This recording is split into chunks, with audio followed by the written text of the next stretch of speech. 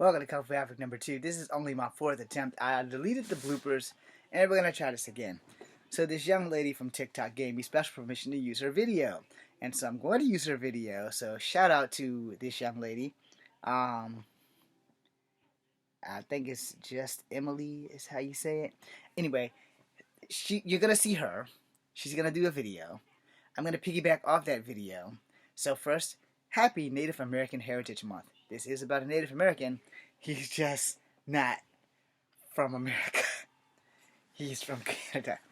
This is like the 5th time I've tried this. So let's get it done. So first, let's skate it all the way to the end so we can go to the beginning. Badly damaged lungs from the war. Let's Ready go. for a hero? Well, let's learn about the extraordinary Francis Pega-Magabo. Francis Pega-Magabo was a native Ojibwe Canadian born on March 9th of 1889 or 1891, depending on where you read, on the Shawanaga First Nation Reserve on Parry Sound. When Francis was 3, his father, Michael Pega-Magabo, died of an unknown illness, and soon his mother was afflicted and passed away of the same thing, so Francis was left being raised by the same man who raised his father.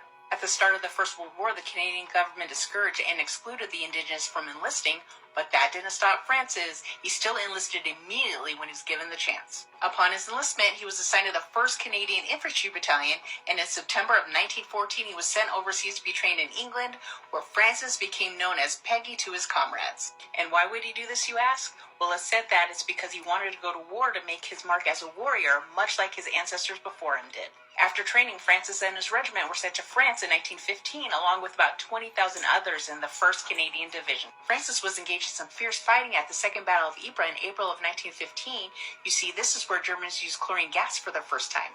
Francis survived, but the 1st Battalion lost half his strength in about 3 days. During the war, Francis acquired a fierce reputation as being a deadly sniper, and he's credited to about 378 kills, and they said of him, his iron nerves, patience, and superb marksmanship helped make him an outstanding sniper. In June of 1916, he fought in the Battle of Mount Sorrel, where he captured 3 German prisoners, and over the course of the war, he's credited to the capture of approximately 300 prisoners. At the Battle of Somme in 1916, he received a gunshot wound to the leg, and despite his injuries, he still returned to the battlefield.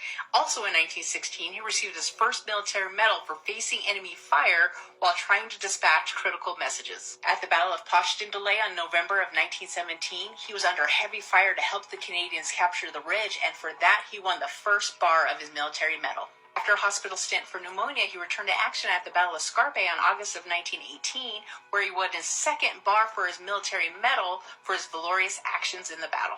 After the war was over, Francis Pega-Magabo became one of the most highly decorated soldiers in Canadian military history. Only 38 other Canadian men received the honor of having 2 bars.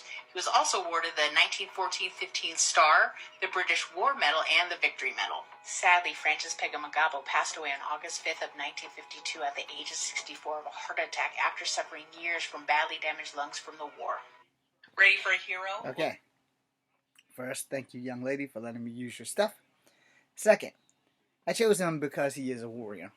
I chose him also because he is Ojibwe, and Ojibwe, along with many natives from the Trail of Tears, had to move from their original space. I could be wrong there, but you guys can go fact check that shit. Anyway, I wanted to bring this in because I'm going to also do a second video about soldiers in the military that are native. So, I want to do that, but I just want you guys to understand that it is Native American Heritage Month.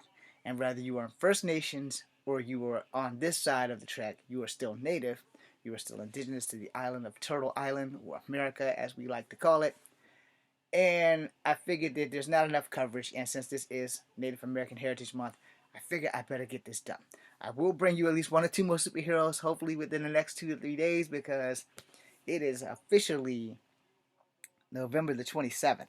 So I don't know how many days we have left, but I do know that we got to get this done.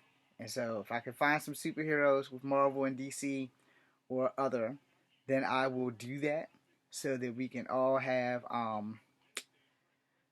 a video or 2. That being said, I'm Echo Fan Grey Wolf. This is Kung Fu Africa number 2. Be seeing you.